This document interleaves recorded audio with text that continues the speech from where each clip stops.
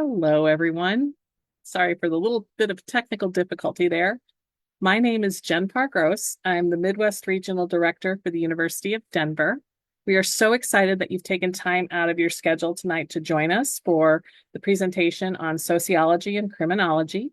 I work in the admissions office. I'm based in Illinois, so I am up with students that live in Illinois, Wisconsin, Minnesota, Iowa. So if you happen to attend high school in those areas, I'm your counselor. We also have other counselors, and I will be putting information in the chat area that you can actually copy to look at later. And one of those will be a link to contacting your counselor. But tonight's all about sociology and criminology. So I'm going to give you a little bit of housekeeping, and then I'm going to go into the background. And first of all, we do have closed captioning. If you need closed captioning, please feel free to utilize that assistance. We do have a Q&A feature.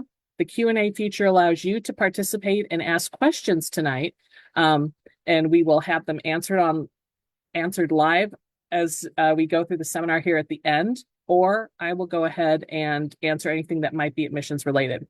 The other thing is that, again, that chat area is where I will add some information for you to kind of pick up for later on.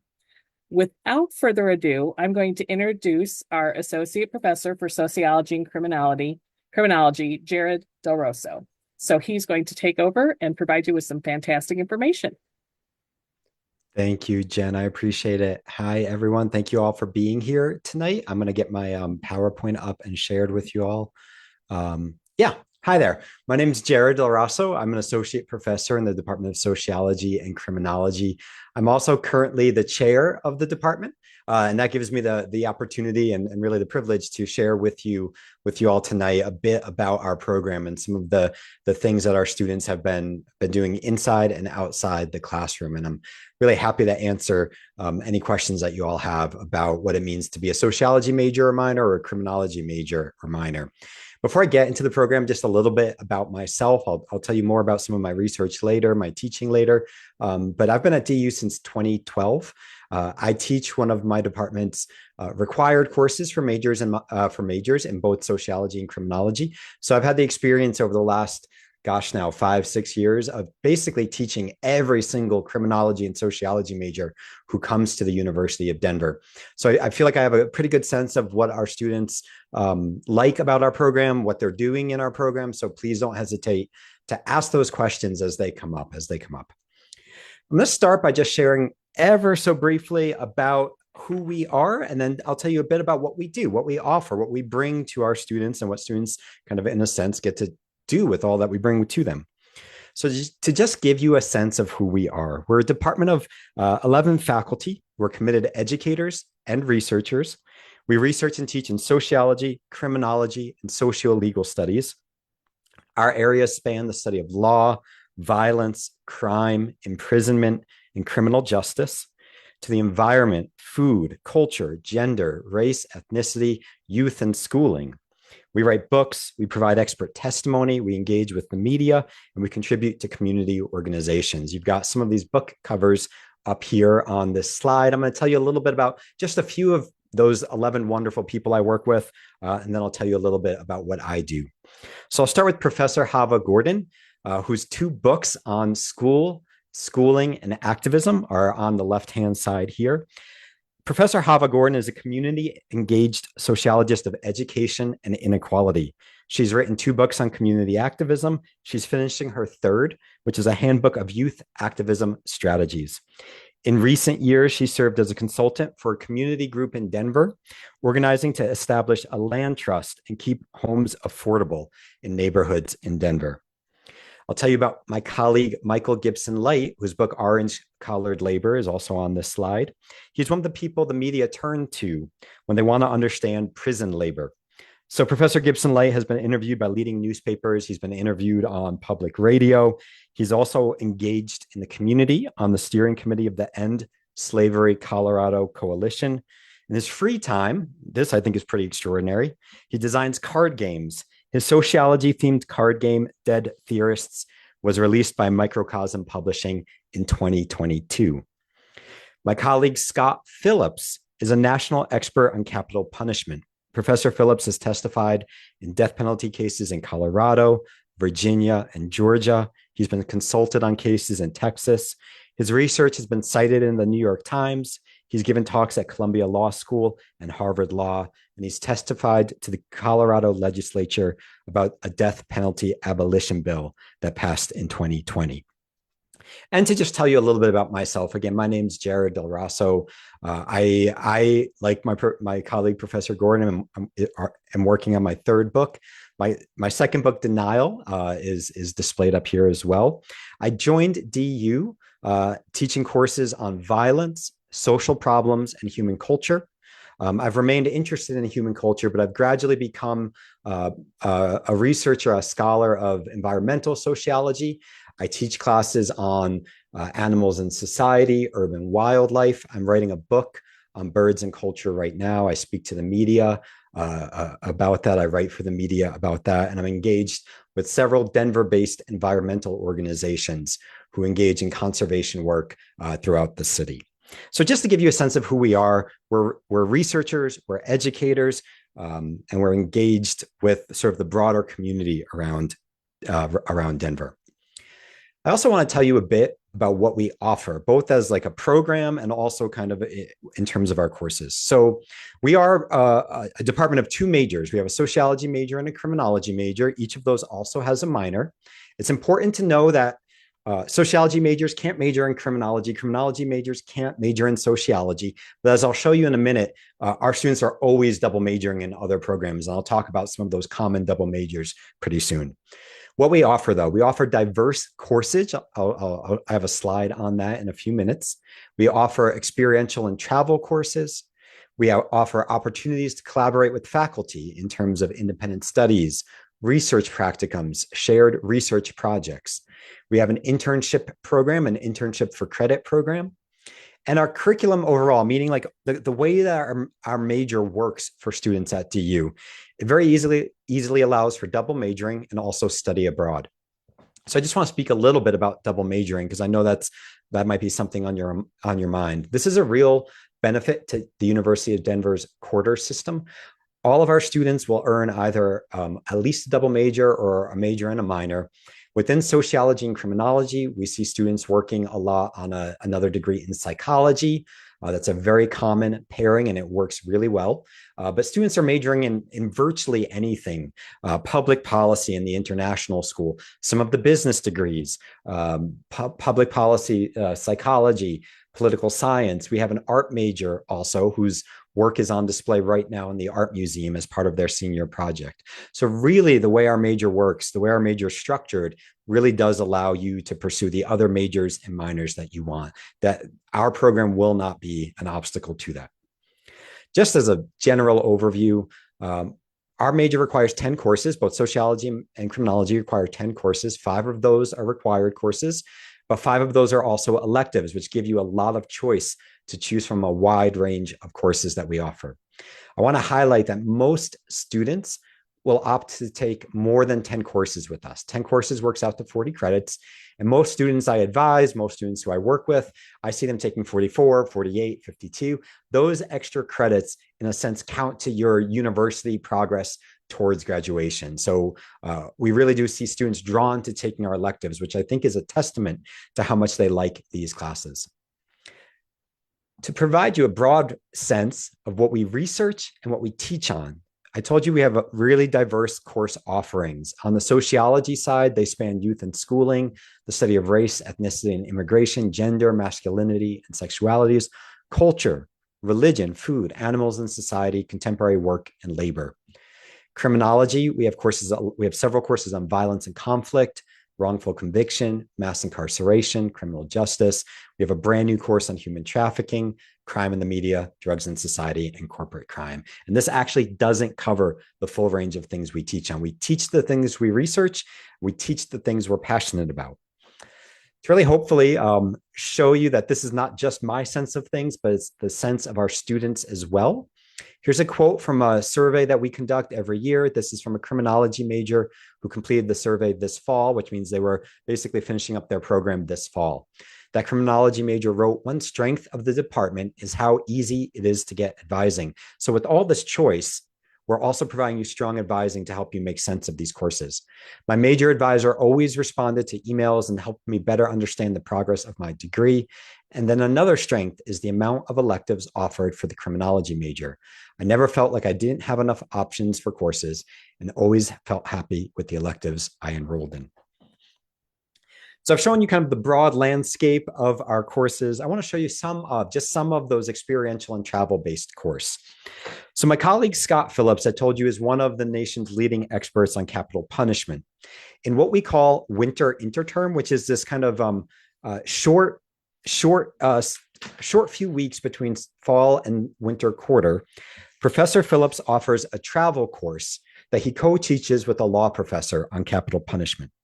So this is a course that will be a traditional course. There's some classroom time, but then travels to Montgomery, Alabama to visit several museums and memorials that address the history of what Professor Phillips calls state-sanctioned punishment, both in terms of capital punishment and the history of lynching in the United States. So this is an experiential course that exposes students to both a sociological and criminological perspective and a law perspective that also takes you into the field to see how essentially a series of museums and memorials are making sense of the things that we teach on.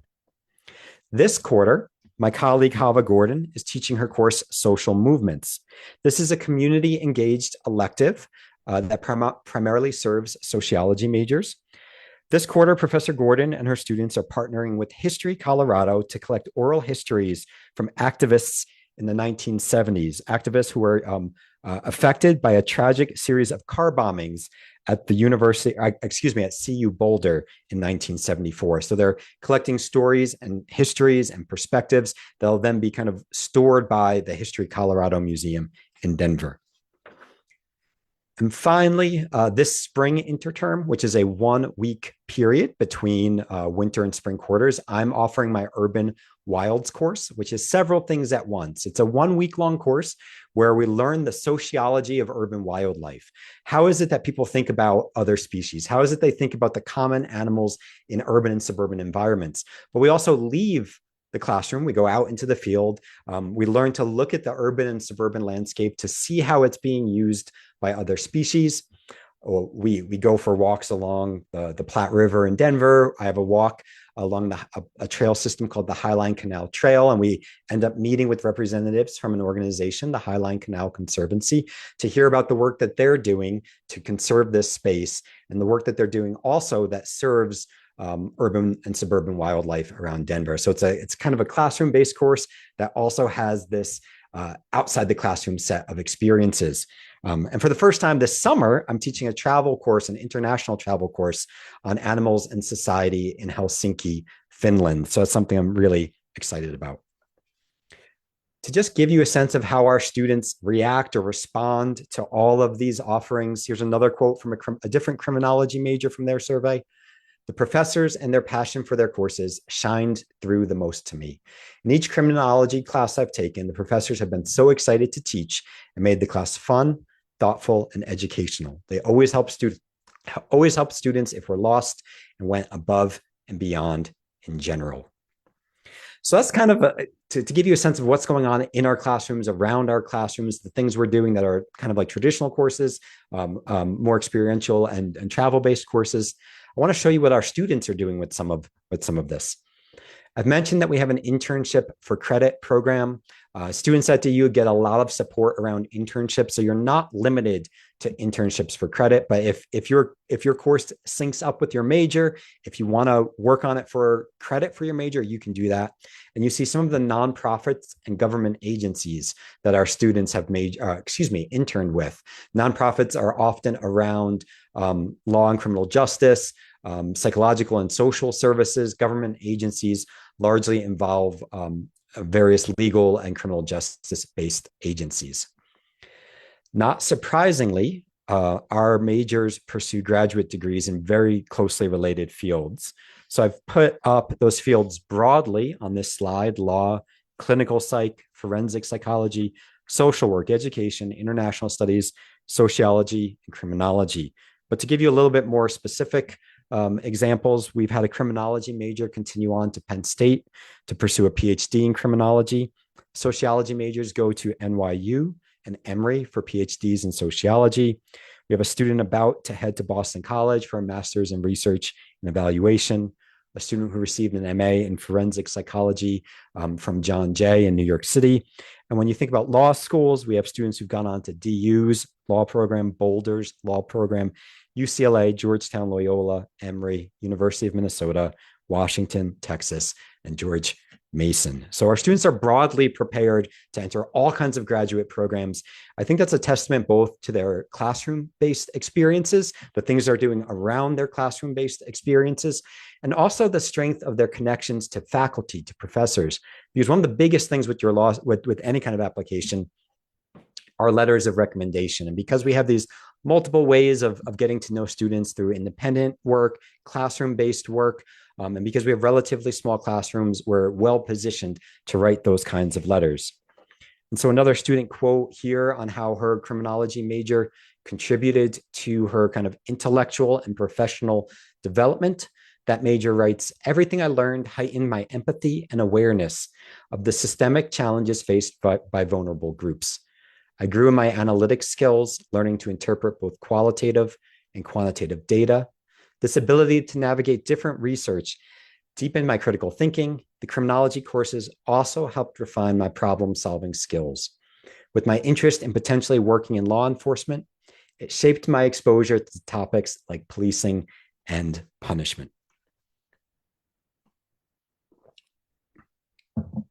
I also just want to talk to you a little bit about, and then we'll open for questions pretty soon after, some of the recent careers that our students have gone on to.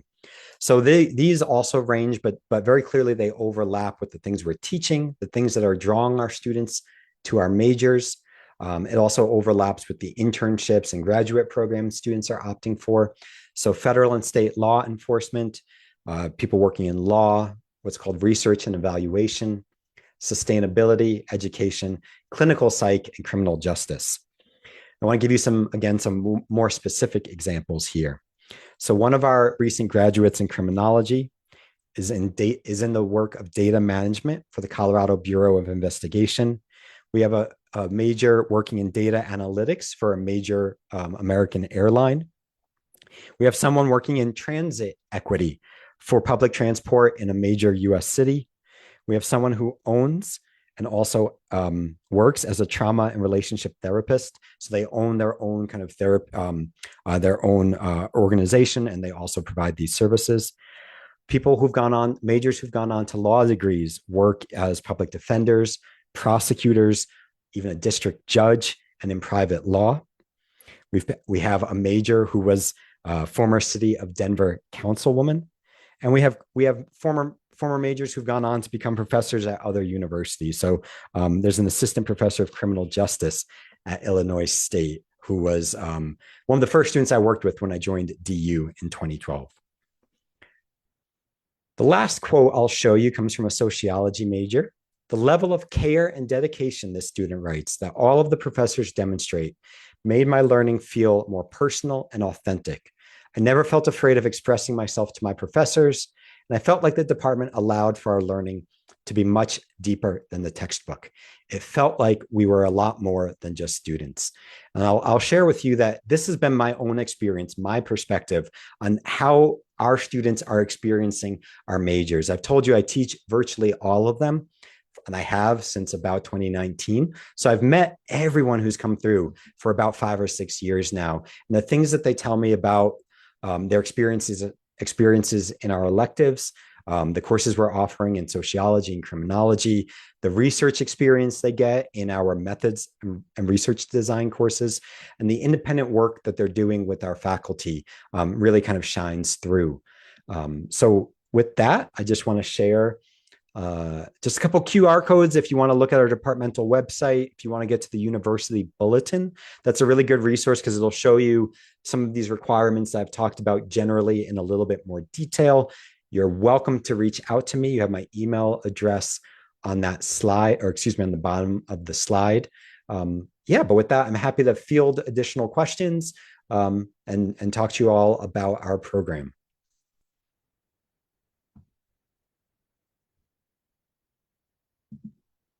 Looks like we've got one question in there now, Okay. and if anybody has any additional questions, please feel free to ask. I always find it interesting, that there's so many different questions out there. Don't be afraid to ask anything Yeah, for because sure. Please ask what you want. Yeah, yeah, it's because something you ask may be something somebody else wonders, but they didn't know they had that question. for So, sure. yeah, I'll let you go ahead and Hmm. read that one, and I will fade out in the background for a little bit. Okay. So the question is, would it be possible to take electives that are not specific to your major? For instance, if you were majoring in chemistry, could I take the social movements course or the urban animals elective? And there's like several different ways that I can answer that. The most straightforward way is simply yes. Yes. So at DU, um, on one hand, you have to take a certain number of courses to get towards graduation. All of our courses count to that. All of our courses count to that. So if you end up not majoring in sociology, not majoring in criminology, and you take our prerequisite course, which is simply our introductory sociology course, you're always welcome to join in. Very few of our courses are restricted to majors, and most of those courses are only our required courses for our majors. Most other courses are open to others. And then the other point I'll make is we have students, because I don't think I mentioned STEM based fields. We have students also who are double majors in sociology and criminology with chemistry, with biology, students who are working on kind of pre-law. There's not like a specific pre-law DU program or a specific pre-med program. You kind of put those together through other majors, but they are also taking our classes and majoring or minoring in sociology and criminology. So the answer is yes, and there's a lot of reasons why that would be kind of a welcome thing. I'll also say that we really enjoy in our classrooms teaching to all students. So teaching to students who are bringing other classes, other courses, other perspectives and experiences to us. I think I'm going to add to that a little bit. When you look at how our academic calendar is structured at DU, it is the quarter system. And I think that tends to lead beautifully to a lot of different things. One, if you're coming in and you're undecided, undeclared, or undetermined, then you have a flexibility to kind of try different things and see what really resonates with you. So you might try something in one field, like maybe you think, oh, accounting's interesting. I have a little bit of familiarity with math and might want to try that. And maybe it's something you fall in love with, or it's a one and done. Or you take that sociology or criminology course and it just sparks that interest that you're like, oh, I want to get onto that next course. So over the course of the quarter system, students will do the fall, the winter, and the spring quarter. And you'll take approximately 4 classes per quarter. So instead of a semester system where you're doing 8 or 9 classes per year, you're doing 12 classes up to 18 classes a year, which means our students are taking about 30% more classes, which also gives that flexibility to try things and see what really resonates with you, but also to do those multiples where you can do double majors, majors and double minors, add a concentration, but really, really enhance the education that you have. So I think that's something that works really well with our quarter system. And is anybody got any additional questions? Please feel free to type those in the Q&A. We'll give it a little bit of time here. But is there anything else that you'd like to add, Jared? Well, I'll affirm what you just said, Jen. I'm going to stop my screen. I'll leave the screen share since it's got the QR code. I'll affirm what you just said, which is one of the things about the quarter system that our students really have told me that they appreciate is that opportunity to take courses across a number of different programs, combine them into different majors and minors. A recent graduate who I worked closely with was a double major in criminology and a foreign language. She came to our major relatively late, but was still able because of the quarter system, meaning maybe in her late in her second year or early in her third year. She had her interest sparked, just like you said, from one elective and was able to then work through the major in her remaining time at the university. And combining things like that is really great as you think about what you're going to be doing while at DU, but also after DU. Yeah, it just only enhances what you're going to do in your profession. Mm-hmm. And that's where you make it more personal towards what what is important to you. So you get to try different things. And if you don't Yeah. like it, it goes to an elective. And if you do, it might go to a major, minor, or concentration. So excellent. Well, you gave such great information, Jared. I appreciate your time today. Thank you Thank you, so Jen. much for providing that information. And thank you to everybody who came on the webinar and those that are going to be watching it afterwards. There are additional questions. Feel free again to copy that QR code and reach out. I also put in the chat area the contacts for the counselors so that you can reach out to us. We do have some admitted student open houses coming up in the spring here, as well as every Monday through Friday you can visit anytime. So if you're out in the Denver area, take advantage of that and get some more information and reach out if you have any additional questions. But thank you again for joining us. We appreciate this, and we'll give you 5 more minutes back, I guess, of your day. Yeah, thank you all. Thank you so much. Bye bye.